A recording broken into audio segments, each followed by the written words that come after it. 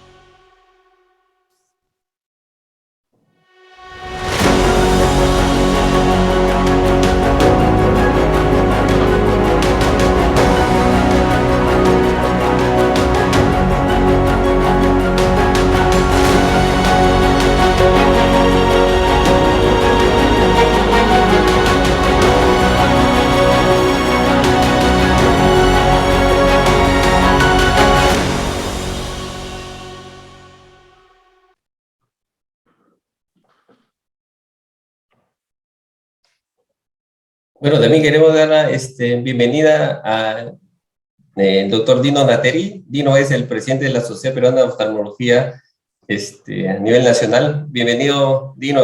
Gracias por acompañarnos también esta noche.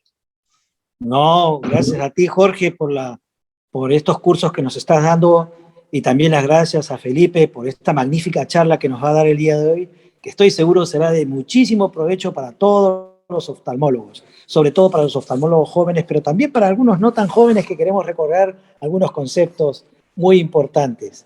Gracias por la bienvenida, Jorge. Gracias, Dino, gracias. Siempre es bueno tenerte con nosotros siempre. Gracias. Creo que Vanessa ya puedes presentando al doctor Felipe, por favor. Ya, doctor. Bueno, buenas noches con todos. Gracias por estar con nosotros en una cuarta fecha de este curso Norfaco 2022. El día de hoy tenemos el agrado de contar con la ponencia del doctor Felipe Torres para el tema del máster en facodinamia 1 y 2. Como saben, el doctor Felipe Torres es especialista en cirugía de catarata, córnea y refractiva, director médico de la clínica oftalmológica especializada en Visual Center, médico cirujano egresado de la Universidad Mayor de San Marcos, profesor de pre y posgrado de la Cátedra de Oftalmología en la Facultad de Medicina de la Universidad Mayor de San Marcos y miembro de la Academia Americana de Oftalmología, de la Asociación Panamericana de Oftalmología, de la Sociedad Peruana de Glaucoma, de la Sociedad Americana de Cirugía Refractiva y Catarata. Así que, doctor, el micro es todo suyo para poder empezar con la ponencia que todos esperamos tanto. Gracias, muy amable. Compartamos la pantalla, creo, ¿no? A ver. Ahí está. Ahí estamos. Bueno, buenas noches con todos. Es un gusto de participar en este curso, un magnífico curso. He estado asistiendo a las charlas que ustedes han estado promocionando y me parecen geniales, he aprendido un montón. Más bien yo esta charla un poco, tengo un poco modesta porque es un tema bastante denso, bastante complicado porque hablamos del tema físico y este es el entendimiento de lo que pasa realmente cuando uno hace una cirugía de facomulsificación. Como previo, les tengo que decir que gracias a la gestión del doctor Dino Nateri, dentro de poco vamos a tener el simulador ICIS que en la Sociedad para la Oftalmología, que va a ser un baluarte realmente grande para la oftalmología peruana tener este simulador y poder acceder a esto, ¿no? Y este curso de facodinamia va a poder ser realmente refrendado con los conocimientos que uno puede adquirir estando en la práctica de la simulación, ¿no? Entonces, gracias a la gestión del doctor Nateri como presidente de la Sociedad Peruana de Oftalmología, se ha conseguido que la sociedad pueda adquirir este simulador y que pronto estará a servicio de todos los oftalmólogos y los residentes de oftalmología. Pero bueno, cuando hablamos de facodinamia, a todos viene el nombre de Seibel, que fue el primero que comenzó o trabajó mucho sobre los lineamientos físicos de lo que regían esta técnica quirúrgica, ¿no? Entonces, a ver, no sé por qué no pasa. Ahí está. El problema está, ¿para qué tenemos que tener tanto conocimiento de la dinámica de este aparato? La pregunta es, cuando nosotros tenemos un aparato frente a nosotros, que nos ayuda a hacer algo, sea láser, una lámpara de hendidura, sea cualquier aparato que tengamos, tenemos que conocer cómo funciona, desde cómo se enciende, cómo se apaga, qué funciones puede tener, cómo le vamos a sacar el mayor provecho. Y eso es un tema que está enraizado a cómo integramos la máquina dentro del cirujano. O sea, más si hablamos de cirugía, la máquina va a ser la proyección de nuestro cerebro, de lo que pensamos, de lo que queremos, de lo que sentimos. Y entonces, si ustedes se dan cuenta, van a ustedes estar concentrados totalmente se puede, a ver, vamos a ver acá el volumen. Bueno, aquí tenemos la doctora que está haciendo el entrenamiento de facomulsificación.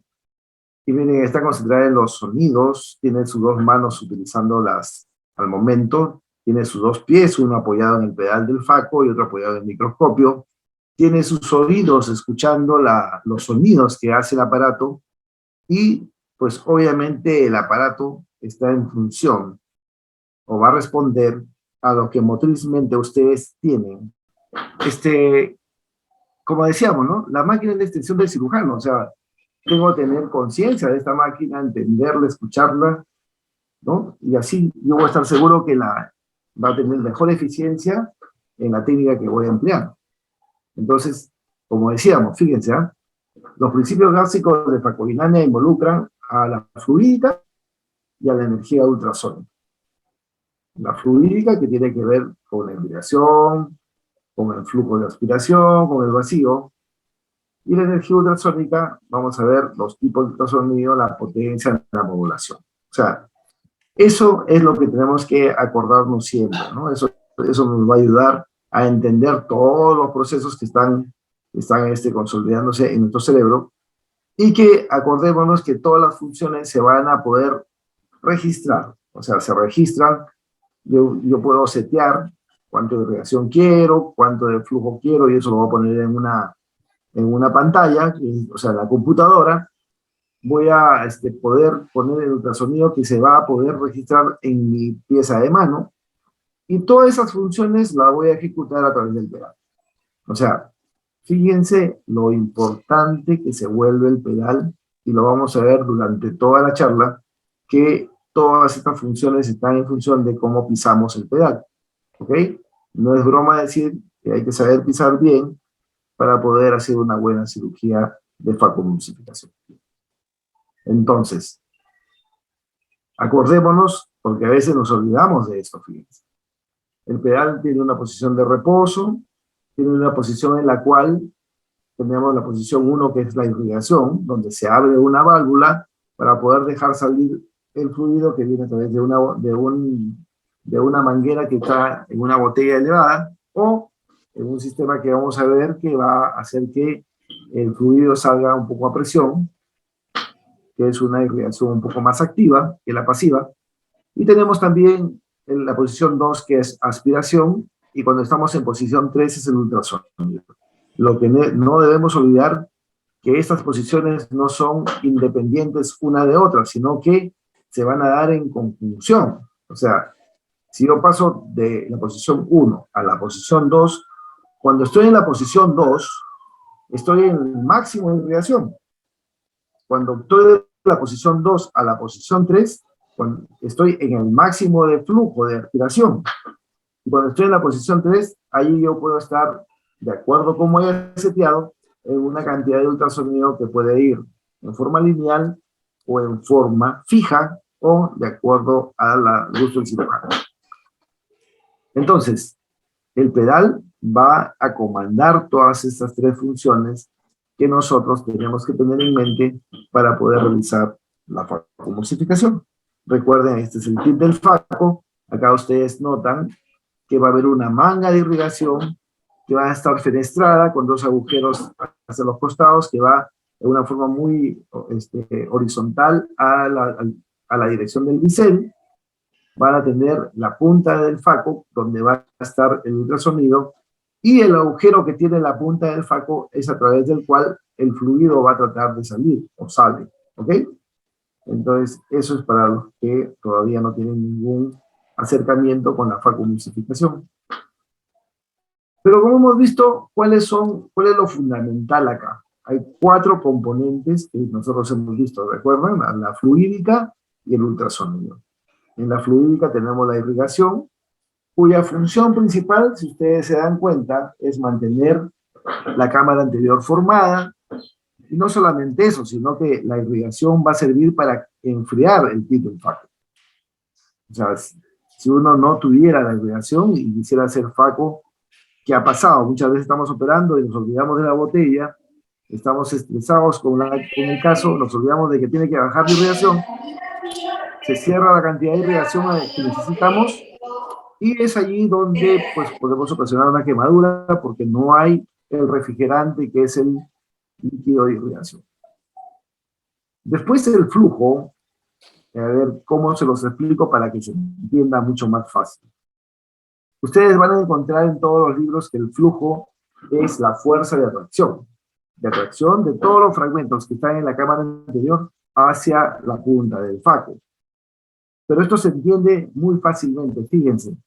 Imagínense que ustedes están en una habitación, todos estamos en una habitación cerrada que tiene una puerta de ingreso y una puerta de salida. ¿Ok? Imagínense también que esa habitación se llena de agua por la primera puerta, en forma hermética, estamos metidos en esa habitación, y a alguien se le ocurre abrir la puerta posterior, nosotros vamos a salir disparados por la puerta que se abrió, ¿cierto? Porque es lógico, pues la corriente de agua nos va a jalar. Eso es, o sea, la entrada y salida de líquidos, o sea, ese flujo que se mide en centímetros por minuto, eso es la fuerza de atracción, porque obviamente los pedazos que están en la cámara anterior van a tratar de salir por donde la naturaleza, o en este caso el pit del faco, les muestra el camino de salida. O sea, todos los pedazos van a intentar irse con el flujo hacia la punta del faco. Pero una vez que estos pedazos llegan a la punta del faco y la obstruyen, de acuerdo al tipo de máquina que tengamos, vamos a tener que esta obstrucción va a generar pues una presión negativa tan fuerte que va a hacer que el pedazo se mantenga en la punta, y eso se llama vacío, ¿cierto? Nosotros hacemos vacío cuando cogemos una cañita o un popote y aspiramos un líquido en un cubo que está en un vaso, una presión negativa, ¿no? Si, por ejemplo, por ahí era un jugo de papaya que no se licuó bien y cogimos un pedazo, esa cañita o popote se va a obstruir y vamos a sentir que tenemos que hacer mucha más fuerza para que de repente pase ese pedazo, ¿no? Y el poder ultrasónico lo que va a hacer es la fuerza de destrucción. Significa que va a destruir la catarata a través de un efecto mecánico. No es el resonido no es que va a ser con ondas de choque sonoras que va a destruir la catarata, sino es un esfuerzo mecánico que va a ser como un martillo neumático, va a generar que las lamelas de cristalino o el cristalino en sí se fragmente o se rompa y se pueda absorber a través de la punta del faco en pedazos mucho más pequeños. Entonces, si yo tengo que recopilar la irrigación, me va a mantener la cámara formada. El flujo me va a hacer que los pedazos que están en la cámara se vayan a la punta. El vacío me va a permitir sujetar esos pedazos en la punta para poder fraccionarlos o chopearlos, si quieren decir así, con el chopper. Y el ultrasonido, una vez que lo tengo pegado a la punta, la eficiencia del ultrasonido va a ser mayor porque obviamente va a actuar sobre el pedazo que nosotros estamos queriendo destruir. ¿Ok? Si ustedes recuerdan estos 4 componentes, tal cual como está en el gráfico, ustedes se van a dar cuenta que la charla se acaba acá. Ahora lo que vamos a hacer es describir cada uno de los pasos, pero en general el entendimiento de estos cuatro componentes, que son los componentes dinámicos, vamos a necesitar para entender la facodinámica, ¿cierto? Entonces, ya vimos que necesitamos la fluídica, donde está irrigación, el flujo, el vacío, y la energía ultrasónica, que tiene sus características como tipo, potencia y modulación, que lo vamos a ver en su momento. Como dijimos, ¿para qué es necesario la irrigación? Ya vimos, la irrigación nos va a servir para mantener una cámara anterior estable, ¿no? Porque es el fluido que entra a la cámara anterior y la mantiene estable, la mantiene una cámara pues bien formada, pero que esto también tenemos que ver que puede traernos ciertos problemas, como vamos a ver si es que no la tenemos en cuenta cuando estamos operando ciertos tipos de ojos que tienen una característica propia que puede hacer que la irrigación, por ejemplo, haga que la cámara se profundice tanto que sea más difícil realizar la facomulsificación. Y a la vez, cuando tenemos alguna complicación, si nosotros dejamos la irrigación en una posición que normalmente la usábamos, probablemente compliquemos más el caso, como por ejemplo sería una rotura de cámara, de cápsula posterior. Y el enfriamiento del tip, que es muy importante, recuerden, es importante tener en cuenta este detalle, porque si no hay irrigación, lo más probable es que el tip se caliente tanto que puede generar quemaduras en la cámara.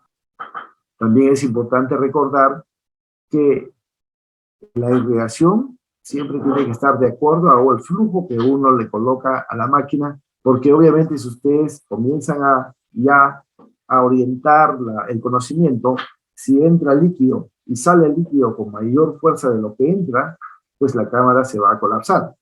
Entonces, si el flujo es muy grande con respecto a la irrigación que yo he puesto a la altura de la botella o a la presión intraocular que yo quiero generar, probablemente entonces hay un desbalance y genere que la cámara anterior no sea la más adecuada mientras que yo realizo las maniobras de la facomulsificación. Y eso es interesante de saber, pues, ¿no? Por ejemplo, si yo que simplemente hago irrigación continua en el ojo, voy a tener, por ejemplo, sin mover nada, una presión de 30. Imaginemos eso, ¿no? A una altura de 45 centímetros de la botella.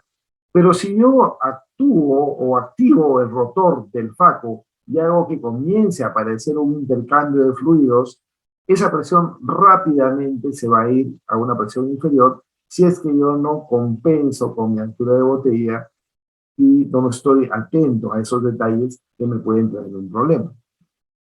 Por eso, tenemos que recordar entonces que la presión de irrigación, cuando esta es una irrigación pasiva que depende de una altura de la botella, pues a más alta altura de la botella, mayor presión intraocular y por lo tanto una mejor estabilidad en la cámara anterior. Pero eso tiene sus límites también, ¿cierto?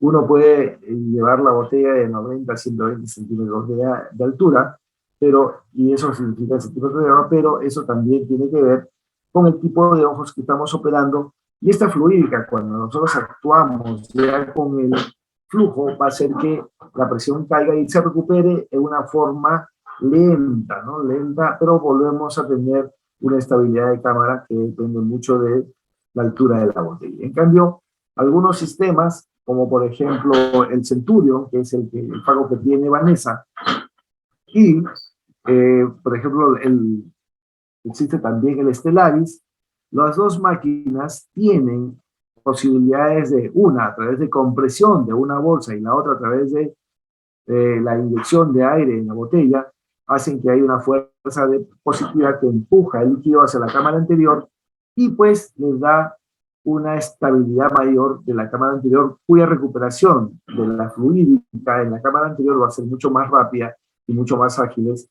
Y la máquina a su vez tiene algunos sensores que pueden compensar de alguna forma los cambios que hay en la presión ocular, porque esa variable se vuelve la más importante en este tipo de máquinas.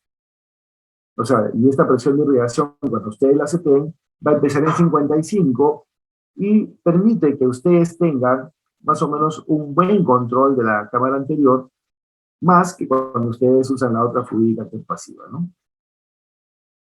Como decía, ¿qué cambios tenemos que tener en la irrigación cuando tenemos que subir la botella, por ejemplo, o cuando tenemos que bajarla?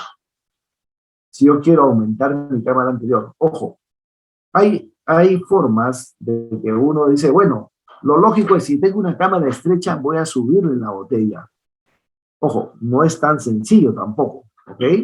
Es cierto, o sea, tengo que mantener mejor mi fluídica en ese tipo de ojos, pero si yo quisiera aumentar mi cara anterior, lo primero que haría de repente es usar un diurético osmótico para que el líquido se deshidrate y tener más espacio y que me permita formar mejor la cámara. Voy a manejar mi altura de botella de acuerdo a eso. Pero si yo le noto demasiada altura a un ojo que no está preparado anatómicamente para esto y he hecho unas incisiones no muy adecuadas, probablemente se me prolapse el iris por allí y voy a tener mayor problema, ¿entienden? Cuando tengo muchas fluctuaciones en la cámara anterior, estoy operando y veo que mi cámara se colapsa, donde no me he dado cuenta que el flujo es muy alto a lo que yo quisiera usar. Recuerden, el flujo significa mayor intercambio de fluidos, significa mayor turbulencia, significa mayor daño endotelial. Y cuando tengo, por ejemplo, una incisión mal hecha o que se me ha pasado la mano, o estoy usando un capuchón que no es el adecuado para la punta o para el cuchillete que he utilizado. Por ejemplo, tengo un cuchillete de 2.75, 3.2 para un capuchón salmón en los equipos de Alcon, en el que vamos a darnos cuenta que ese capuchón es para 2.2 de incisión y tenemos una incisión de 2.75 y nos decimos, oye, pero ¿qué pasa si esto lo uso siempre? Y no nos damos cuenta que hay una discrepancia entre el tamaño del capuchón y el tamaño del líquido. Cuando bajamos la botella, obviamente si yo tengo una rotura capsular, no me va a interesar hidratar ese vitrio. O sea, si yo lo hidrato, el vitrio va a comenzar a salirse más por la herida, va a romperse más el pequeño agujero que ustedes pudieron haber hecho, y por eso no conviene tener una botella tan elevada, una presión intraocular tan alta, porque voy a hidratar ese vitrio y voy a complicar más mi cirugía. Por eso que tengo que bajar la botella e irme a un slow motion faco si quiero seguir con la cirugía.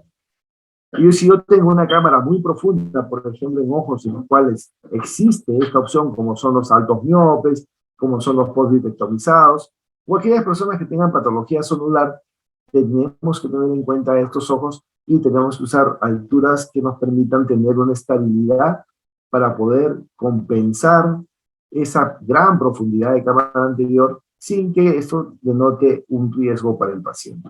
¿Ok? Pero son ejemplos en los cuales uno puede tener que tomar la decisión de cambiar ese parámetro. ¿Para qué es necesario el flujo? Si ustedes miran el dibujito, hay una personita ahí que está agarrando el pedazo y lo está llevando a la punta del faco. Es necesario para transformar un fragmento de tejido hacia la punta del faco. Es nuestra fuerza de arrastre y este flujo, de acuerdo a lo que nos interesa, puede ser alto o bajo, ¿cierto? Allí ven ustedes un gráfico en el cual la dinámica de los fluidos que salen a través de la manga de irrigación, a través de esas fenestraciones que tienen, va a llevar el fluido a una circulación hacia la punta y eso hace que lleve los pedazos que están en la cámara anterior hacia la punta del faco, ¿no? Entonces, sí influye el tamaño o el diámetro de la punta, porque obviamente a mayor diámetro, mayor cantidad de líquido que va a ir ahí, y obviamente cuando ustedes tengan mayor velocidad de la bomba, van a tener mayor flujo, ¿no? O sea, de acuerdo a la cantidad de flujo que ustedes han seteado, ¿ok? Entonces, en el flujo de aspiración, ¿no? La idea es que está en la cámara anterior con el faco y el rotor va a comenzar a funcionar, en el peristáltico estamos hablando, ¿no? La idea es que este flujo, este intercambio de fluidos sea de una forma mucho más laminar que desordenada, porque eso sí traería consigo mayor daño de las estructuras circulares como el endotelio, ¿no? Si ustedes tienen este tipo de variables que no le toman en cuenta, probablemente ustedes tengan un tiempo de faco muy cortito, pero con un edema corneal importante, porque no se acordaron que el flujo también causa problemas a nivel endotelial. Entonces es importante tener en cuenta esta variable, ¿ok? El flujo siempre se va a medir en centímetros por minuto, y ustedes lo van a encontrar como flujo de aspiración en todas las máquinas de faco peristálticas, ¿ok? Peristálticas.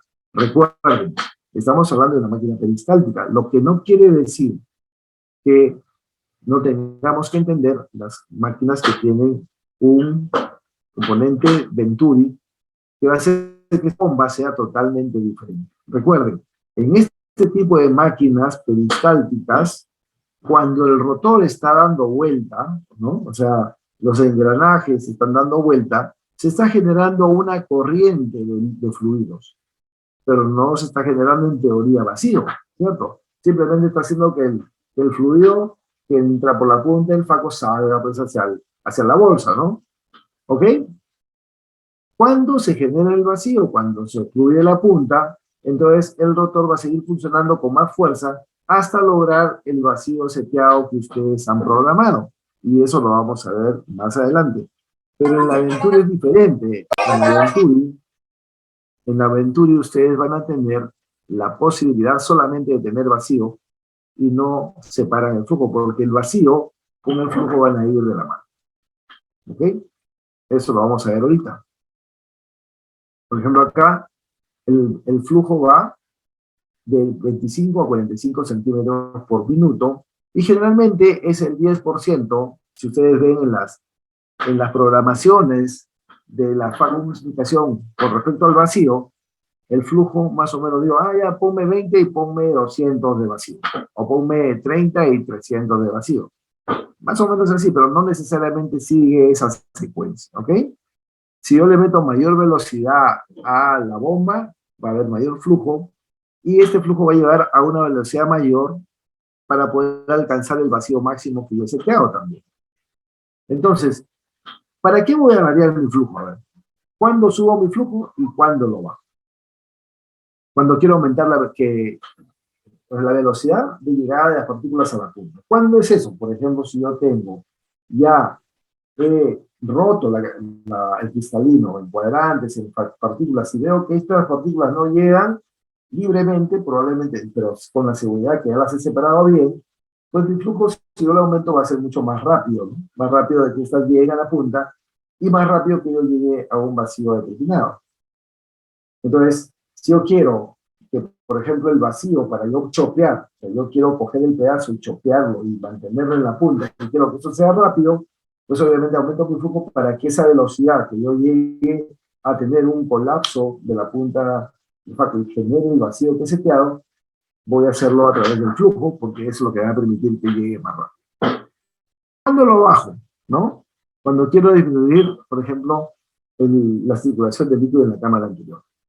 Entonces, si yo veo mucha fluctuación y mi cámara se está colapsando, tengo un efecto de surge, en el cual, por ejemplo, lo vamos a ver después, yo tengo una partícula de faco que se ha pegado a la punta del cristalino, que se ha pegado a la punta del faco, y esta partícula generó un gran vacío, y de repente yo le hago facomultiplicación y está con un vacío muy elevado, que yo se hago 400 de vacío, y este vacío se rompe porque ya pasó o ya la punta de faco pudo hacer que pase este fragmento hacia las tuberías, el vacío en la cañería se va a mantener y eso genera que haya un colapso de la cámara anterior y eso se llama surge, ¿ok? Entonces, eso puede provocar, obviamente, si estoy en posición 3 todavía, ese colapso de la cámara anterior, voy a causar que pueda romperse la cápsula posterior. Si ya he tenido una rotura capsular y no me interesa que haya un intercambio de fluidos en la cámara anterior, cada vez que se rompa la cápsula, yo tengo que bajar el flujo. Y lo bajo lo más que puedo, ¿ok? Para tener un intercambio de fluidos mucho más lento que no me haga tanta turbulencia y no haga que el vitro se dilate con mayor frecuencia, ¿no? Si tengo, por ejemplo, los que hemos tenido alguna vez un iris flácido o un iris flotante, se van a dar cuenta que cuando hay un iris flotante, si ustedes le ponen flujo, el iris comienza a moverse de tal forma que se puede ir hasta la punta del faco y ustedes la pueden atrapar y hacerle daño, ¿no? Los defectos celulares también obligan esto, los problemas en el iris, etc. Una vez que ustedes chapan al iris, por ejemplo, durante una facomulsificación y están tratando de hacer la faco, ese iris que se va a ir a la punta del faco siempre, o sea, siempre va a estar molestándolo, ¿no? Entonces, tenemos que tener en cuenta algunos reparos para poder ver cómo manejamos esas complicaciones. Y por último, llegamos al vacío, fíjense. Y el vacío, ¿para qué es importante el vacío? Entonces, yo necesito tener vacío para agarrar el pedazo de núcleo en la punta del faco y cortarlo, para que el ultrasonido tenga mayor eficiencia y lo pueda emulsificar. O sea, para eso necesito yo estar con vacío, ¿no? Para la fijación, para yo coger ese pedazo y poder hacerle todo lo que yo quiero. Y si no necesito vacío, pues no lo voy a usar. Por ejemplo, fíjense, si yo quiero hacer un surco para hacer una técnica de stop and chop o de divide y conquista, en el cual voy a dividir el núcleo, yo no necesito agarrar al núcleo, sino necesito que el núcleo hacerle una brecha al núcleo para poder partirlo. Entonces mi vacío será pequeño. Pero si yo ya partí el núcleo y quiero agarrar el pedazo de cristalino para que con mi otra mano yo lo pueda cortar, necesito el vacío. Allí sí el vacío va a ser más alto y entonces cambiaré mis parámetros para que el vacío sea más alto y me permita hacer un partido del núcleo o un chopeado, que es lo que voy a lograr con este tipo de aislamiento, ¿no? El vacío. Entonces, cuando yo genero vacío, pues tengo que tener en cuenta que mis tuberías no pueden ser tan blanditas, porque si son blanditas se van a colapsar, ¿no? Y también vamos a tener que nuestro grado de oclusión, si yo ocluyo todo, es una cosa, si ocluyo parcialmente, el vacío no va a llegar a poder hacerse adecuadamente. Entonces, fíjense acá, volvemos a otro concepto. ¿Cómo yo puedo hacer que mi vacío se forme más rápidamente? ¿Cómo puedo hacer yo que mi punta se colapse más rápidamente? Tengo que hacer que el pedazo que estoy buscando trate de colocarse de una forma tal que permita que ocluya totalmente la punta. Pero una vez que lo tengo cerca, yo necesito tener un ultrasonido que me permita no botarlo, ¿no? Entonces, acá, por ejemplo, si el ultrasonido provoca lo que se llama chattering o repulsión, quien me va a traer o me va a compensar ese chattering es el vacío, ¿no? O sea, el vacío más el flujo son las dos cosas que van a compensar ese chattering y evitar que se vaya, ¿no? Recuerden, cuando tenemos un vacío generado en la máquina, no hay circulación de fluido. Porque está tapada la punta. No va a circular fluido. La punta está ocluida. Entonces, cuando pasamos, por eso que existen muchos sensores en los equipos, cuando hacemos que el pedazo de núcleo atraviese el tip de faco, y eso a veces atora la punta, y para eso tenemos el IP en las máquinas de Alcom, donde existe una ráfaga de ultrasonido longitudinal que hace que esa punta, el Kelman, por ejemplo, o que sea obstruido, o la Balance, pues pase rápidamente la oclusión y permita que de una forma muy suave esta oclusión se dé sin colapsar la cámara anterior o sin contener el efecto de surge. Entonces, para nosotros, tener en cuenta el vacío es poder de sujeción. Voy a fijar, voy a movilizar los pedazos y voy a multiplicar el núcleo con esta característica de nuestra facomulsificación, de nuestra facodinámica, perdón. Y acá entra el tema. O sea, recuerden que les dije, las bombas peristálticas son bombas de flujo, ¿no? Son basadas en el flujo y el vacío se genera solamente si hay oclusión. Pero las bombas Venturi trabajan con un vacío constante, o sea, ahí se olvidan del flujo. Si ustedes buscan en la pantalla de flujo no lo van a encontrar, porque el flujo se va a dar, o sea, el intercambio de fluidos se va a dar o se va a formar por ese vacío constante que tiene la máquina. Este vacío muchas veces es por una compresora propia generada por la máquina o por un gas comprimido como el aire comprimido o el nitrógeno que pasan a través de las tuberías y eso genera el vacío y eso jala todo el componente de la fluídica de esta máquina. Entonces acá hay un vacío sin oclusión, acá hay una sola variable y es más rápida la elevación que uno necesita para generar un vacío que ha seteado, ¿no? Entonces es importante que ustedes tengan en cuenta estas máquinas porque son más rápidas, pero ya no tienen lo que nos asustaba al principio. Estas máquinas ahora tienen muchas facilidades para poder, o muchos sensores que permiten un gran control de esa variabilidad que tenían las otras máquinas, y ahora es muy estable y es como manejar un BMW. Si ustedes han manejado un BMW que tiene tracción posterior, la velocidad que tiene es otra cosa. Ustedes prueban el Stellaris Elite y se van a dar cuenta que es una máquina pero rapidísima, ¿no? O sea, pero con mucha seguridad, con mucha seguridad. Pero, por ejemplo, ustedes en esta máquina, si ustedes ya han partido los pedazos del cristalino y se ponen al medio, pues los pedazos solitos van a venir. No necesitan ir a buscarlos, a no ser que existan algunas, pues a veces los pedazos están atrapados unos con otros, de repente moviendo con la segunda mano y aplicando su manejo de la fluídica, van a poder lograr que los pedazos más rápidamente vayan hacia la punta, ¿no? También maneja entre 90 y 500 milímetros de mercurio de vacío. Entonces, el vacío, ¿cuándo tenemos que variarlo? Por ejemplo, ¿cuándo vamos a subir el vacío? Si yo quiero, por ejemplo, estoy en Stop and Shop, voy a hacer el surco, tengo un vacío bajo, que es 80 de vacío, por ejemplo. Pero si estoy en sucesión, de repente le pongo 400 de vacío para hacer chopeo o hacer cuadrantes. Si yo quiero mejorar el rendimiento de la emulsificación, ¿por qué?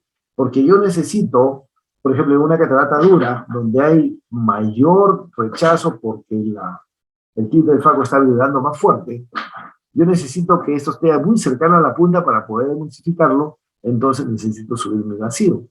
Por eso que cuando estoy en cuadrantes o estoy en ese paso de la cirugía, voy a hacer que mi vacío sea mayor, de tal forma que los pedazos de cristalino se acerquen más a la punta y puedan ser emulsificados más rápidamente. ¿Ok? Y si yo subí el vacío, siempre tengo que acordarme de estar en zona de seguridad.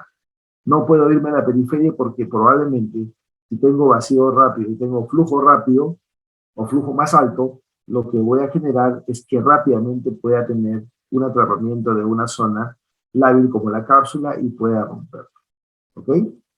Cuando bajamos el vacío, pues si estoy haciendo esculpido, por ejemplo, para hacer un surco, y si estoy fuera de mi zona de seguridad, pues tengo que bajar mi vacío para evitar que yo pueda tener un compromiso, o cuando estoy en rotura capsular. O sea, si tengo una rotura capsular, no voy a ser tan tonto de tener un vacío alto porque voy a tratar, lo primerito que va a hacer el vídeo es buscar donde le dan ventajas para salir. Y si le pongo un poder negativo o una presión negativa, pues va a buscar la punta del faco y obviamente va a salir más terrible, ¿no? Por eso que tengo que yo bajar el vacío en este momento. Esto es lo que yo les decía, ¿no? Tengo un vacío que se libera, el surge, donde yo tenía un colapso de la cámara anterior, porque hubo un vacío que colapsó las tuberías mantuvieron la presión negativa, pasa el pedazo y se colapsa la cámara y uno rompe la cápsula posterior. O sea, es más o menos lo que quiere decir. Pero las máquinas ahora pues tienen sensores que tratan de evitar estos cambios tan bruscos que existen en la cámara anterior. Entonces, no se olviden, nosotros tenemos, ¿por qué se produce el ultrasonido? Recuerden, importante, en la pieza de mano tenemos cristales piezoeléctricos, unos cristales que van a oscilar entre 27 y 54 kHz. Recuerden que, por ejemplo, el Stellaris tiene 28 kHz y el Centurión tiene 32 más o menos. Pero esta oscilación de estos cristales piezoeléctricos cuando pasa la electricidad es fija, no cambia. O sea, esa oscilación para todos los facos es fija. Entonces, cuando ustedes digan, ¿qué faco tienes? Tengo el Centurión. ¿Cuánto tienes? 32 de kHz de vibración, ¿no? Esa frecuencia de vibración. ¿Cuánto tienes el Stellaris? 28. Entonces, ¿cuál de los dos es mejor? Cada uno maneja sus frecuencias, pero obviamente mientras menos frecuencia tengas, menos generación de calor, ¿no? La energía ultrasónica, entonces, lo que va a hacer es un efecto mecánico, va a romper o modificar la catarata. Y recuerden que el poder ultrasónico está controlado por la electricidad. Y este poder, ustedes lo van a poder, cuando uno dice poder de faco, uno habla en porcentaje. ¿Porcentaje de qué? De la salida de la punta, ¿no? Este poder de faco puede ser en forma longitudinal si el desplazamiento de la punta es de adelante hacia atrás, o torsional si el desplazamiento de la punta es en un ángulo de 2 grados de un lado hacia otro, ¿no? Hay elíptico, como ustedes quieran. Pero lo que hace la potencia de faco, recuerden, es el desplazamiento de la punta, que es la que genera que ustedes tengan mayor o menor dispensación de energía y mayor o menor eficiencia también, ¿no? Recuérdense que es un martillo que está generando, un martillo neumático que está generando un efecto mecánico sobre el cristalino. Existen otros efectos como la cavitación, pero que ya se ha demostrado que no tiene mayor efecto sobre la destrucción del cristalino, pero sí puede tener en la formación de radicales libres que pueden generar daño endotelial. Por eso es que es importante dirigir adecuadamente la punta hacia o lejos del endotelio para que no exista una alteración por este tipo de radicales libres. Recuerden que la punta de faco va a generar repulsión porque obviamente hace esto, ¿no? Golpea y empuja y eso genera pues esa vibración en una herida va a generar temperatura, pero en la punta de faco se va a generar temperatura que puede quemar la herida, ¿no? ¿Ok? Pero las modulaciones de ultrasonido, ustedes van a decir, yo quiero un ultrasonido fijo, o sea, quiere decir, por ejemplo, yo quiero que cuando pise el pedal en posición 3, yo tenga 60% de ultrasonido. Ese es un ultrasonido fijo. Si yo digo lineal, voy a empezar de 0 hasta 60%, entonces será como el acelerador del carro, ¿no? Del auto, donde yo piso despacito, y cuando esté al fondo de la posición 3, recién voy a llegar al 60%. El ultrasonido puede ser continuo, ¿cierto? O puede ser pulsado, o puede ser burst. El continuo es donde el ultrasonido se ejerce durante todo el tiempo. El pulsado va a haber zonas o momentos en los cuales el ultrasonido se va a formar, o pues se va a dar, por ejemplo, y momentos de pausa que va a hacer que uno tenga pulsos, que se llaman pulsos por segundo, ¿no? Entonces, si yo quiero usar un nuevo pulsado, por ejemplo, ¿para qué lo voy a usar? Fíjense, voy a tener ultrasonido en pausas, ¿no? Tengo el ultrasonido acá, una pausa y otra vez ultrasonido. En las pausas, ¿para qué me permite tener pausas? En las pausas no voy a tener chattering. En las pausas no voy a tener calor. Por lo tanto, voy a tener menos dispensación de temperatura y menos repulsión. De tal forma que, ¿para qué tipo de momento de la cirugía lo usaré? para el chop, por ejemplo, ¿no? Quiero hacer chop, quiero cortar el cristalino, puedo usar pulsado, ¿cierto? Si yo quiero esculpir, tendré que hacer, y no quiero gastar tanto ultrasonido, lo puedo hacer, pero puedo tener más cantidad de pulsos, ¿cierto? Los pulsos ahora, fíjense chicos, antes las máquinas antiguas, cuando uno hablaba de pulso, tenía solamente hasta 20 pulsos. Estamos hablando del Universal 2, ¿no? El Protege, perdón, el Loret también tenía solamente 20 pulsos, pero ya las máquinas nuevas, los pulsos, y cuando tenía 20 pulsos significaba, o 10 pulsos significaba que tenías 50% del ciclo de trabajo de on y 50% del ciclo de trabajo de off. O sea, las pausas estaban al 50% y el ciclo de trabajo al 50%. Si yo decía un milisegundo, en un milisegundo había medio milisegundo de ultrasonido y medio milisegundo de pausa.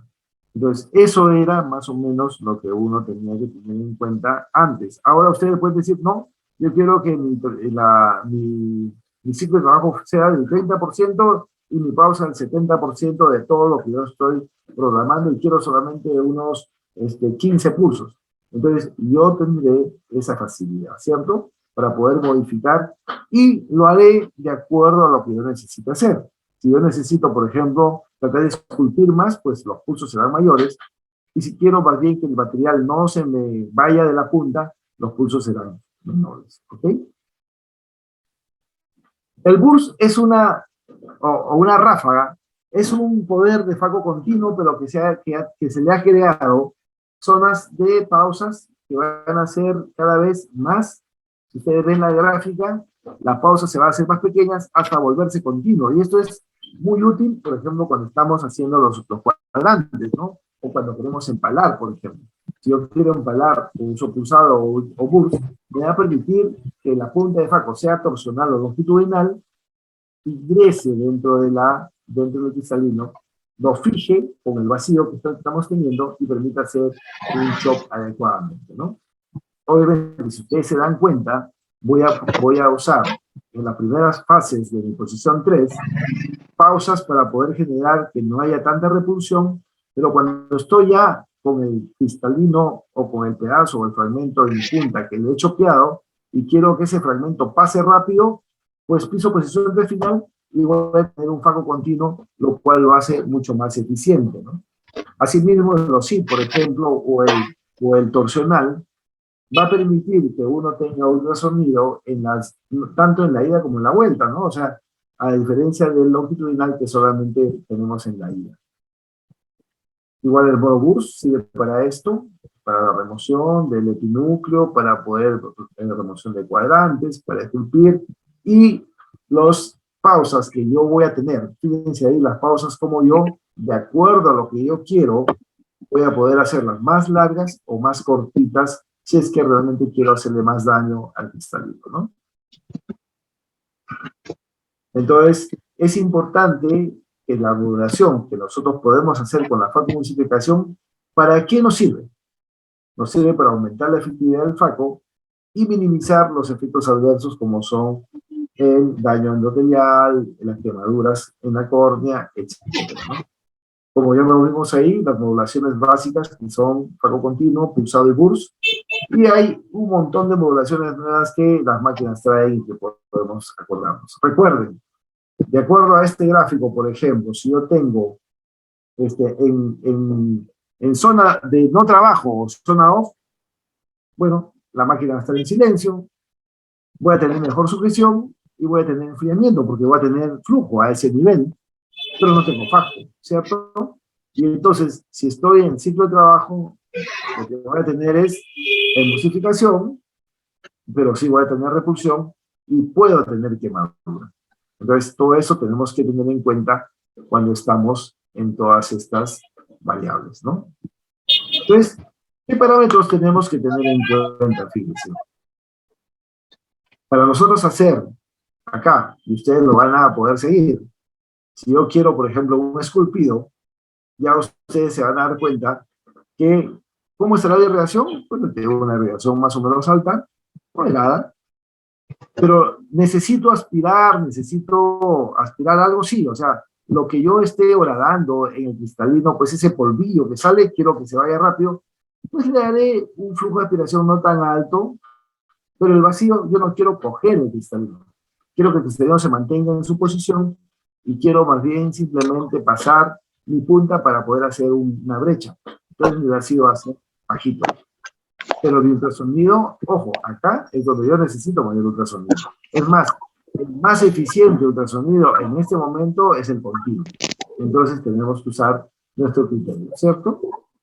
Acá igual, si yo quiero, por ejemplo, hacer un chopeo, ¿qué necesito? Necesito que haya una buena irrigación para que haya una buena cámara. Necesito que el flujo, o sea, que los pedazos del núcleo vengan a mi punta, o sea, mi flujo va a ser mayor.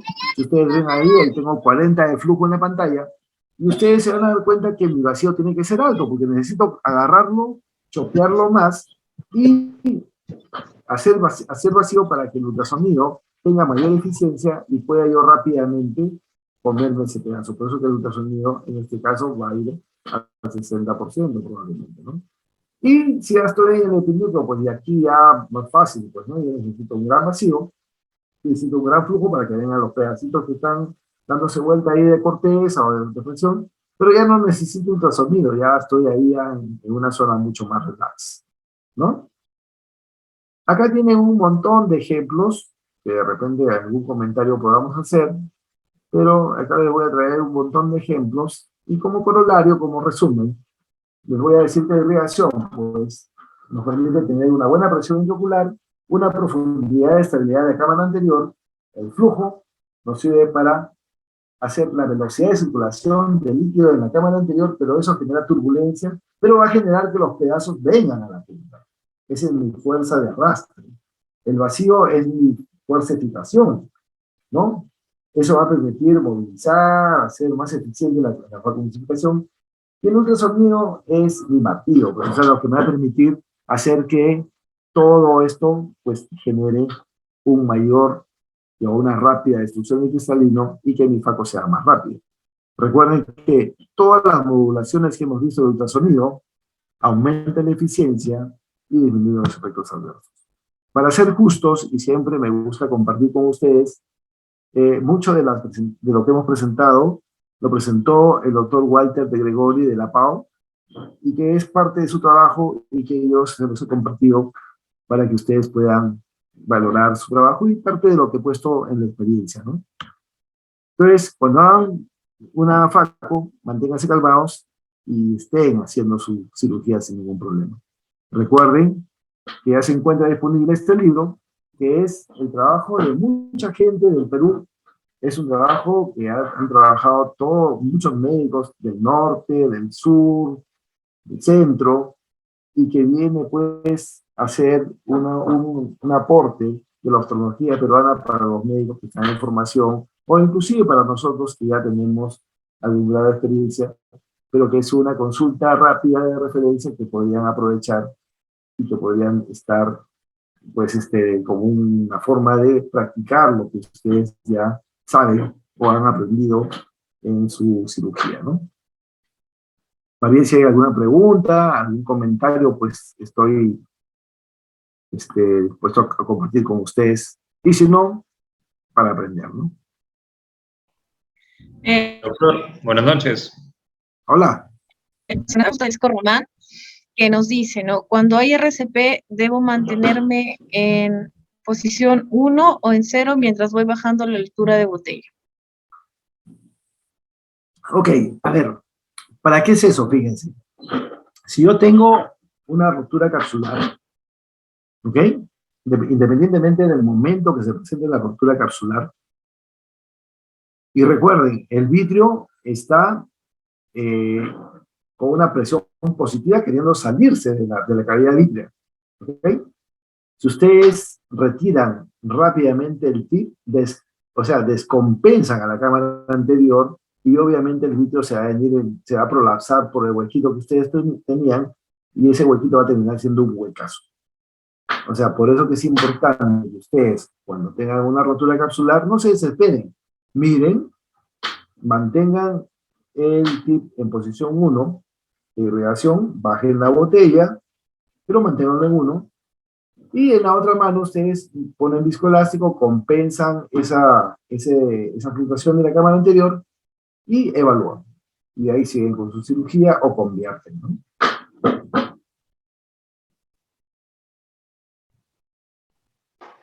Doctor, buenas noches. No lo había saludado al inicio. Hola Jorge, ¿cómo estás? ¿Cómo está, doctor? Quería agradecerle, magnífica exposición, como siempre.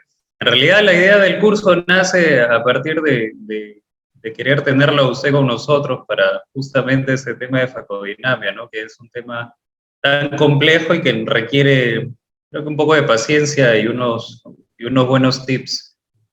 Doctor, tenía una consulta. Nosotros, o al menos en mi caso, que estoy iniciando con la parte de FACO, ¿cuáles serían los parámetros ideales en los cuales yo podría iniciar? ¿No? ¿Tendría que empezar siempre con parámetros bajos, con un flujo bajo, con un poder bajo, para poder ir acomodándome a la sensación de la máquina, o podría yo ser un poco más arriesgado? A ver, lo que pasa es que es bien difícil decirte, oye, ¿qué parámetros usar? Porque todas las personas no somos iguales. O sea, cuando he visitado varios hospitales, entonces, y les digo, bueno, la idea es que ustedes operen. A ver, opera. ¿Qué parámetros vas a usar? No, voy a usar los parámetros del doctor Pumatanta. El doctor Pumatanta no eres tú, pues, o sea, ¿me entiendes? O sea, no eres tú. O voy a usar los parámetros del doctor Guamán. No, o sea, el doctor Guamán es el doctor Guamán, o sea, tú no eres el doctor Guamán, tú no te mueves igual que él, tú no percibes igual que él, no escuchas igual que él. Entonces, los parámetros yo te aconsejaría que lo vayas probando. O sea, empieza con una técnica que sea segura, eso es importante. Si tú quieres una técnica segura, fíjense, hacer divide y conquista en Estados Unidos, si ustedes preguntan, hasta antes de la pandemia, recuerdo, ¿qué técnica usan la mayor cantidad de cirujanos en Estados Unidos? Es divide y conquista. Entonces dices, wow, pero la divide y conquista es una técnica antiquísima, pero es una técnica segura, ¿no? Yo te aconsejaría que empieces con Stop and Chop. Ahí vas a poder practicar tu surco, y tus parámetros tú tienes que medirlos en función de lo que tú sientes, ¿no? Por ejemplo, pero lo que te va a funcionar siempre es, quiero hacer un surco, ya, ¿qué tengo que hacer? Quiero destruir el cristalino en una especie de brecha, ok. Lo que yo quiero hacer es daño, ok. Si quiero hacer daño, mi poder de FACO va a ser mayor. Ya, tu primer parámetro ya está. El FACO tiene que ser mayor. ¿Cuánto mayor? Si estás usando un Centurion, ¿qué de FACO tienes tú? Bueno, en el libro tenemos Infinity, Centurion y Constellation. Ok, entonces tú eres alcohol lover. Ok, todos son cristal. Alcoholizado. Todos son cristálticos, entonces, fíjate. Seguro que si estás con Centurión vas a usar la punta balance. Con la punta balance, con 60% de FACO te va a ser suficiente. ¿Bien? Le pones 60% de FACO, porque ese es tu tope ideal para esa punta. En torsional, si quieres, torsional. Y tú puedes usar un oscil o torsional continuo para poder hacer esa brecha, y también vas a usar un flujo bajo porque necesitas simplemente que el intercambio sea lo que está saliendo de lo que tú estás haciendo la brecha, va a salir un polvillo o va a salir una especie de fragmentos que están pasando hacia la punta, y tu vacío no necesitas un gran vacío porque no necesitas sujeción. Entonces ahí dices, ok, voy a tener un vacío de 80, ¿no? Y listo, con eso ya tienes tu presión de irrigación de 55, tienes tu ultrasonido de 60, tu vacío de 80 y tu flujo de 15 o de 20, si quieres. Entonces, tu lógica dinámica empieza así. Depende del paso que tú estás haciendo y depende de lo que tú quieres lograr. Entonces, te mides, ¿no? Vas midiéndote. Oye, escucha, pero tú dices, no hace FACO, la típica, ¿no? No te asustes, o sea, normalmente el residente cuando está empezando a hacer FACO se usa de botella y media de BCS, porque hasta que le da, no. El FACO, cuando el residente comienza, le pone el pie en posición 3 y está, doctor, ¿cómo hago? Y saca el FACO así como pisando, ¿no? En posición 3 continuamente. Y eso es común, ¿no? Porque eso se ve en las mejores familias, no pasa nada. Y muchas veces ustedes tienen temor de estar en posición 3 y la modulación que ustedes han usado es segura y se olvidan de la profundidad del tip. Acuérdense que el tip, cuando ustedes le ponen, el cristalino tiene 4.5 a 5 milímetros de profundidad, o sea, es bastante profundo. Cuando ustedes ven el ancho del cristalino en el centro, es grande. Y el tip no llega, pues, o sea, no va a llegar, tienen que hacerlo de a poquitos hasta que vean el reflejo rojo. Entonces, con esos parámetros, sin empujar el cristalino y en posición 3 en forma adecuada, si lo has puesto lineal o lo has puesto fijo, recuerda que hablamos de tenías de panel o tenías como el acelerador. Yo te aconsejo que lo hagas como el acelerador para que puedas medirte cómo vas a ir haciendo la fotointensificación. Esos son tus parámetros para el surco. Pero si quieres chopear, ¿ok? En el chopeo y estás con una punta OSIL, recuerda que la punta OSIL, ¿qué hace? Hace esto, ¿cierto? ¿Sí? No es esto nada más, sino tiene 2 grados de variabilidad, y si le has puesto 60%, es 1.2 grados nada más que está haciendo de cambio. Es poquito realmente, pero ese movimiento horizontal que tiene, no longitudinal, hace que se suelte más rápido la punta cuando uno trata de ingresar al cristalino.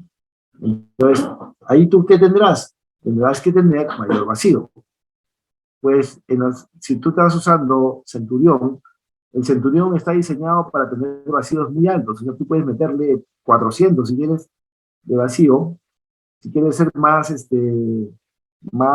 tranquilo, puedes mantenerle 350, 300 de vacío, un flujo de 30 o de 25 e intentar, ¿no?, chapar el núcleo con ese vacío, y una vez que lo has chapado, ahí recién fijarlo. Te das cuenta que cuando ustedes usen chop, en la variable chop, el IP está apagado, ¿cierto?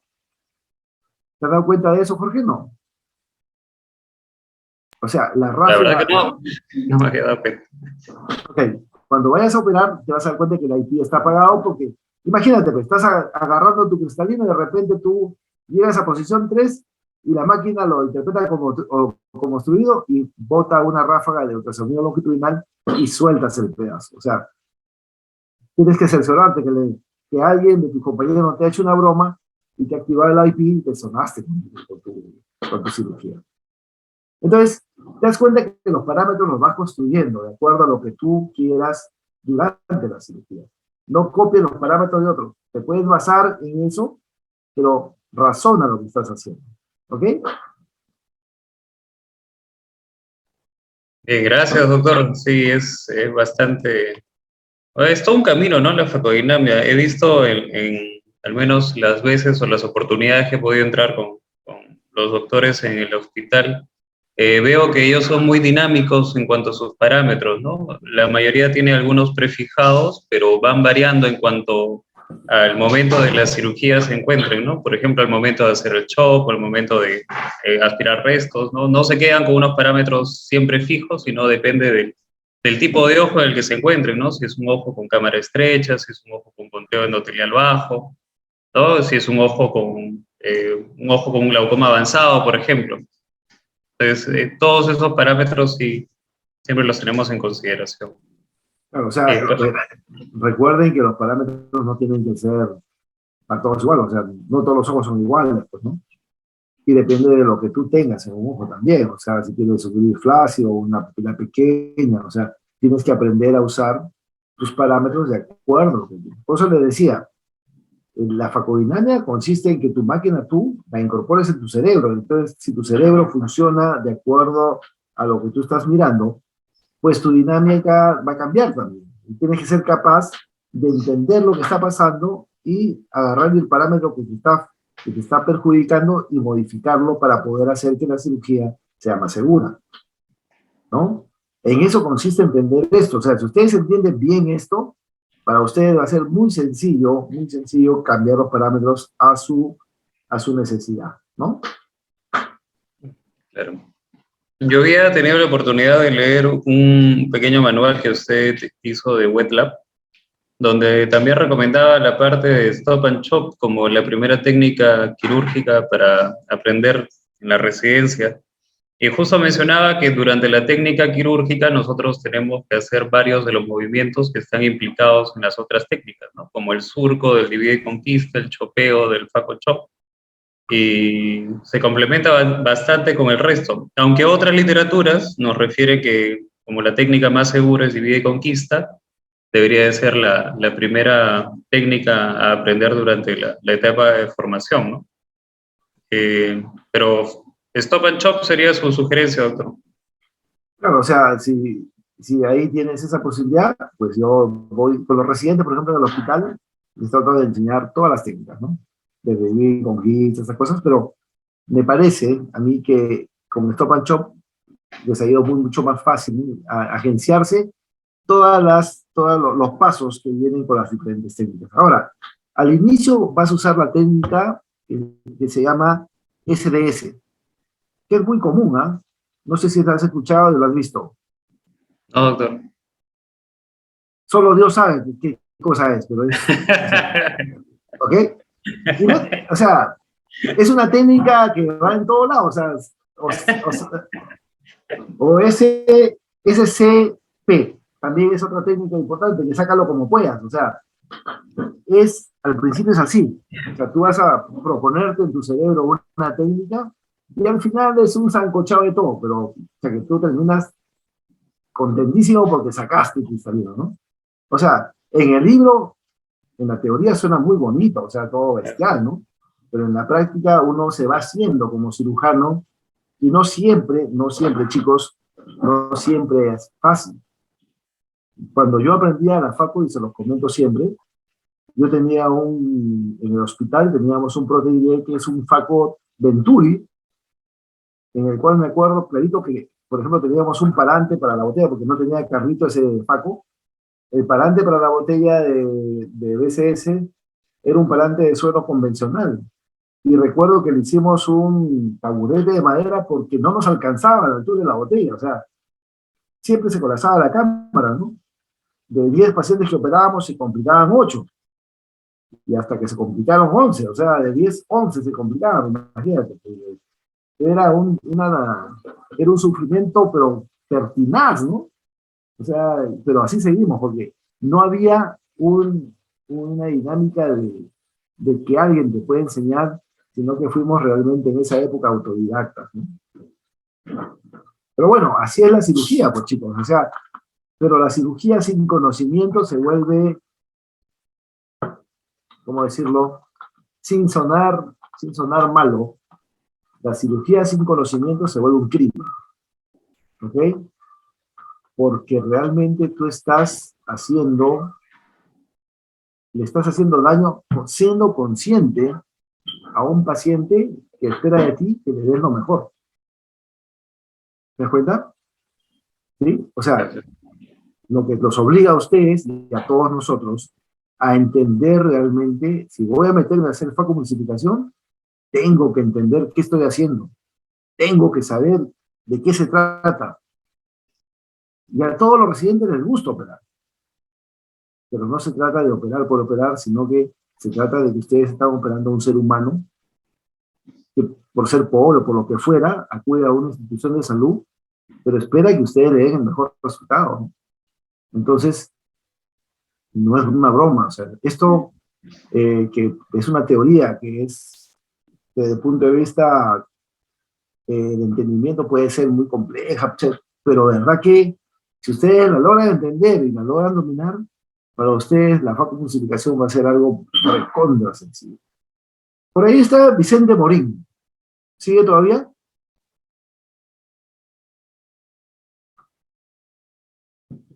Está Chente, ya se fue. Sí está dentro de los participantes, pero... Pero debe estar cenando todavía, seguro. El doctor Dino estaba escribiendo en el chat. Doctor Dino, buenas noches.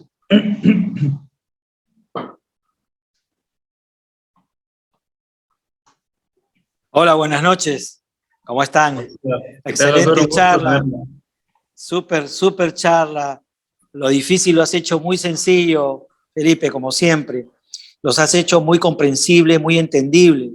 Yo estoy seguro que todos hemos sacado muchísimo provecho, hemos afianzado conocimientos realmente. Y bueno, solamente les escribí en el chat que prontamente contaremos con el simulador de cirugía de catarata para mejorar justamente las habilidades o practicar las habilidades, ¿no?, que tenemos que tener para hacer una cirugía de catarata segura, ¿no? Como decía Felipe, ¿no? Nosotros debemos de saber exactamente lo que estamos haciendo y hay que tener en consideración que estamos tratando con personas, ¿no?, con ojos que si cometemos algún error puede ser fatal para la visión de nuestro paciente. Por eso es muy importante que todos nosotros tengamos el conocimiento necesario para no hacer daño. Primum non nocere. Felicitaciones, Felipe, por esta excelente charla que nos has dado. Ya he escuchado otras tuyas y realmente siempre aprendemos, siempre estamos aprendiendo uno u otro detalle, uno u otro tip. Nada, Felipe es uno de los líderes de este, digamos, de este simulador que va a estar al servicio de todos y cada uno de los médicos oftalmólogos del país. Muchas gracias, Felipe, muchas gracias a la filial del norte por estas excelentes charlas. Gracias. Gracias, Dino. Felipe, ya no te pude contestar, estaba ahorita en una llamada. Hola, Vicente. Oye, o sea, muy buena la charla, ¿eh? Quería consultarte, porque tú haces docencia también. Y bueno, ¿qué para ti, o sea, como docente, cuál es el principal escollo que has encontrado a los residentes para entender este tema? Híjole, yo creo que lo más complicado para ellos, yo creo que viene siendo la parte de que entiendan el vacío. Yo creo que entiendan el vacío y sobre todo cuando se ponen a hacer catarata, ellos están utilizando, por ejemplo, peristáltica, y cuando los pasas a Venturi, ahí es cuando se atoran un poco más. Mira, es interesante. Inclusive sí, con peristáltica, para que Jorge también se acuerde de este detalle, ¿no? Cuando uno quiere chopear y estás usando un torsional, lo que ha hecho Vicente es cierto, o sea, fíjate, es muy sutil el cambio que tiene que haber en tu pedal, ¿no?, cuando pasas de 2 a 3. O sea, cuando pasas de irrigación, aspiración y facomulsificación. Entonces, tú quieres que el pedazo de fragmento, para que lo puedas chopear, se mantenga en la punta. Pero si pasas a faco, ¿ok?, ese pedazo se puede ir. Entonces pones una modulación, por ejemplo, de burst, con unas pausas alargadas, como para que no sea tan frecuente el ultrasonido, pero que permita meterse dentro del cristalino. Pero ese paso está de poner el pedal en una posición 2-3 inicial de 3, es lo que tienes que acordarte. Porque si tú cambias o te pasas a la posición 3 final, lo más probable es que lo que tú habías conseguido para poder cortar el cristalino con el chopper, lo pierdas. Entonces, muchos de los chicos sufren mucho en esto, o sea, no puedo fijar el pedazo porque se me escapa. Y suben el vacío y no se dan cuenta que el faco no lo están manejando como debe ser con su pedal. Otra de las recomendaciones que te puedo dar es maneja tus parámetros en lineal. No manejes el parámetro en fijo para que no tengas tanta velocidad en el asunto, ¿no? Y lo que sí tienes que acordarte, por ejemplo, cuando uses un Venturi, que sería bueno que ustedes tengan la experiencia con el Venturi, es una máquina muy buena, es que ahí no tienes, o sea, no tienes que manejar tu flujo porque viene asociada con el vacío. O sea, el vacío es constante allí. Entonces, si ustedes logran hacer un vacío y se chopea más fácil, ¿ok? Y tienen los pedazos libres, si ustedes se quedan en el centro, los pedazos van a venir a su punta más fácil que cuando están con el centurión, por ejemplo, ¿no?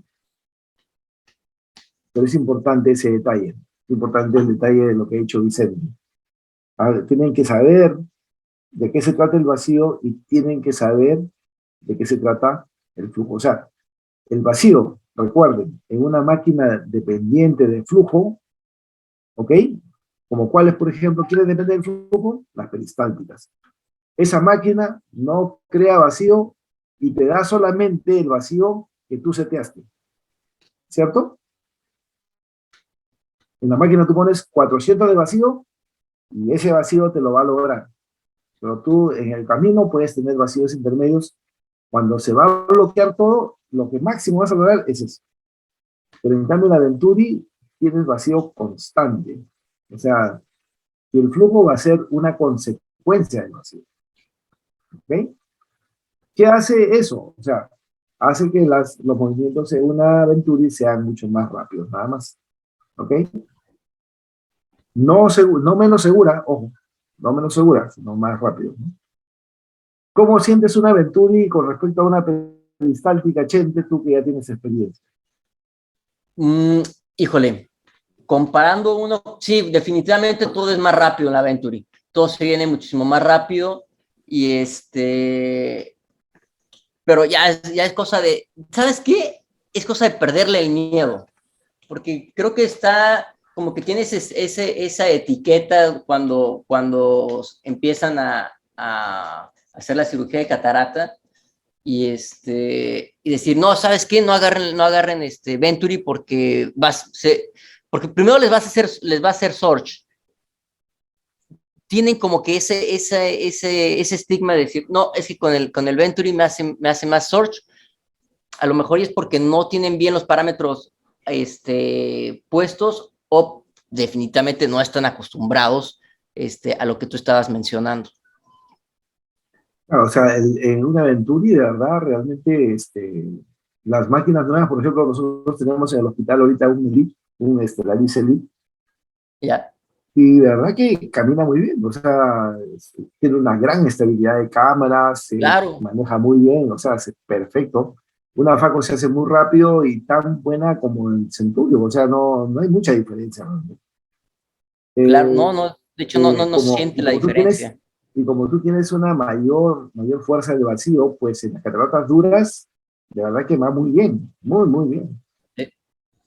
Lo otro que tú bien dices es que muchas veces en la residencia nos olvidamos o sea, ustedes se van a dar cuenta, chicos, que cada vez que avancen en este tema, son más variables que van a tener que considerar. Por ejemplo, si ustedes a veces dicen, pucha, no le pedí al paciente el cuchillete tal, y viene la enfermera y te dice, doctor, tengo capuchón alertando en algo, ya, morado. Ustedes hicieron una incisión de 2.2, ya no importa, lo mandamos por ahí y se dan cuenta que no. Y al revés, ¿no? Hicieron una incisión de 2.75 y les da un capuchón salmón, ya no importa, le hago faco nomás. O sea, ustedes mismos se ponen la soga al cuello porque de arranque están empezando con una falencia donde el fluido se le va a escapar por la herida, ¿no? Entonces, eso que mencionaste es fundamental. Y lo dijiste al principio de la charla, que hay que conocer bien con qué se va a trabajar. Hay que conocerlo. Entonces, por algo tiene los colores, ¿no? O sea, para ir distinguiendo cada diámetro. Y lo que tú mencionas es súper fundamental, que el residente, cualquier cirujano de catarata tiene que conocer para qué sirve el capuchón que estás utilizando, para qué incisión, el tamaño de incisión que va a estar colocándose, definitivamente. Ok. ¿Alguna pregunta más, chicos? Sí, doctor. Gracias, Chente. Hombre, a ti. Gracias, doctor Vicente. En el chat, doctor, ahí me parece una pregunta. Si tiene experiencia con el equipo Catarrex. Sí.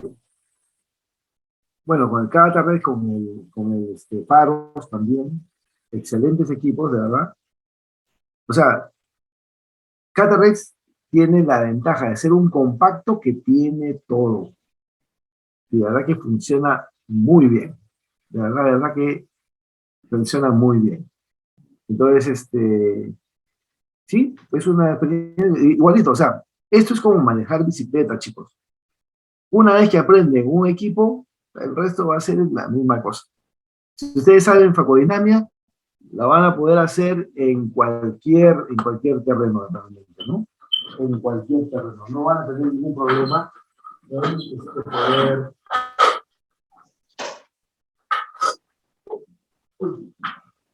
Mi batería se me está agotando. Ahora sí ya está. Por fin. Entonces, en cualquier terreno van a poder ustedes manejarse sin ningún problema, ¿no? Bien. Bien, doctor Felipe, nada más que agradecerle su predisposición siempre a Ahí apoyarnos en los temas el doctor académicos. Inoue había levantado la mano. Ahí está Doctor, Martincito de doctor Chiclayo. Martín. Felipe, Martín, buenas noches. hola Martincito, ¿cómo estás? ¿Cómo estás, Felipe? Oye, felicitarte, Felipe, por esta excelente charla. Yo creo que los colegas jóvenes que están iniciándose en esta aventura de la facoemulsificación, pues les va a servir de mucho. Ese nivel de docencia que tienes para hacer las cosas claras y concretas es un don que tú tienes y felicitarte por esta charla, Felipe. Gracias, hermano, gracias. Siempre es bueno escuchar a un gran cirujano como Martín. Al doctor Inoue, creo que vamos a invitarlo para la segunda temporada. No sé si ya hablaron con usted, pero teníamos pensado invitarlo como ponente para la siguiente temporada de Norfaco. Le voy adelantando, doctor, por si acaso. Con gusto para estar con ustedes, compartir algunas experiencias que es importante para ustedes y para nosotros también, porque es una retroalimentación. Los jóvenes tienen mucha carga positiva y mucha lectura que nosotros a veces se nos pasa. Excelente, doctor, gracias. Bien, doctor Felipe, muchas gracias, de verdad. A los compañeros residentes, a los que quieran unirse a la sociedad, deberían de conversar con la secretaria, con Yuri, que está presente aquí. Les digo esto porque como parte de los beneficios de la sociedad también está la oportunidad de conseguir el libro del doctor Felipe Torres, ¿no? Facodinamia para el residente de oftalmología. Es excelente. Me falta poquito para terminarlo, pero la verdad es que es un súper libro, ¿no? Como dice el doctor, es la colaboración de varios asistentes, incluso un asistente de mi hospital, el doctor Carlos Ramos, que fue el medio el cual utilicé para poder contactarme con el doctor Felipe. Así que los que quieran adquirir el libro lo pueden hacer a través de la sociedad también. Y vamos a ir ahora con la parte final del día de hoy, que sería el sorteo de los libros de FacoShop. Y esto iría a cargo de Yuri. Doctor, buenas noches. Yuri. Bueno, ya estamos recopilando a los últimos inscritos. A ver, ahora compartimos pantalla. Ok. Tenemos 93 inscritos. A ver, vamos a mostrarlo a todos. Mucha suerte. A los ganadores, por favor, a ellos, yo me comunicaré con ellos, ¿sí? A ver. Mucha suerte.